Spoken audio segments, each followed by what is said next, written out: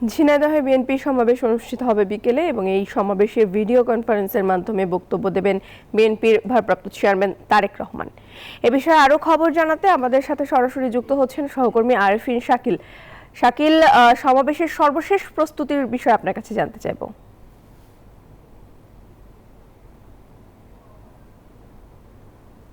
ধন্যবাদ প্রিয়াঙ্কা। মূলত সমাবেশের আনুষ্ঠানিক যে প্রস্তুতি সেই প্রস্তুতি সম্পন্ন হয়েছে দুপুর 2টা নাগাদ। মূলত সাংস্কৃতিক অনুষ্ঠানের মাধ্যমে সমাবেশের আনুষ্ঠানিক কার্যক্রম শুরু হবে।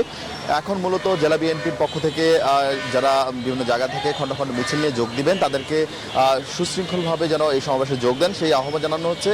এবং মূলত শহরের পায়রা চত্বর মূল প্রাণকেন্দ্রে, সেই প্রাণকেন্দ্রেই কিন্তু এই সমাবেশ অনুষ্ঠিত হবে।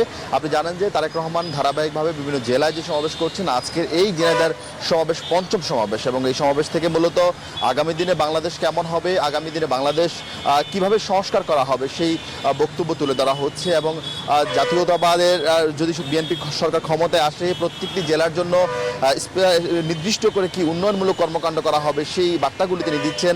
এবং আপনি জানেন যে জুলাই অভ্যুত্থানে এই ঝিনাইদহের দুজন শহীদ হয়েছিলেন এবং তাদের পরিবারকে সমবেদনা জানাবেন এবং সেই সঙ্গে তাদের পরিবারকে আর্থিক হয়তো সহযোগিতাও করবেন।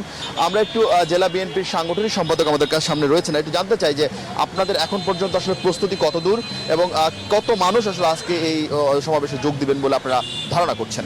হ্যাঁ, ধন্যবাদ আপনাকে।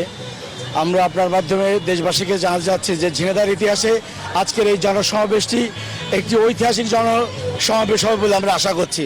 এইটা জনসমুদ্রে পরিণত হবে।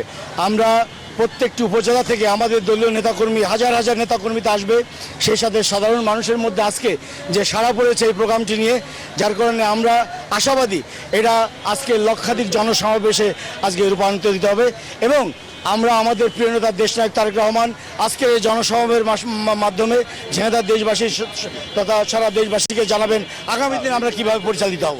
বলছিলেন যে তারেক রহমান মূলত আজকের এই বক্তব্য বিকাল 5টা নাগাদ তিনি দিবেন এবং প্রত্যেকটি সমাবেশ থেকে তিনি বিভিন্ন জেলার জন্য নির্দিষ্ট পরিকল্পনার কথা জানাচ্ছিলেন। আজকে হয়তো ঝিনাইদহের আগামী দিনে উন্নয়নে বিএনপি সরকার কি করবে বা বিএনপি ক্ষমতার সাথে কি করবে সেই তথ্যই তিনি তুলে ধরবেন। প্রিয়াঙ্কা।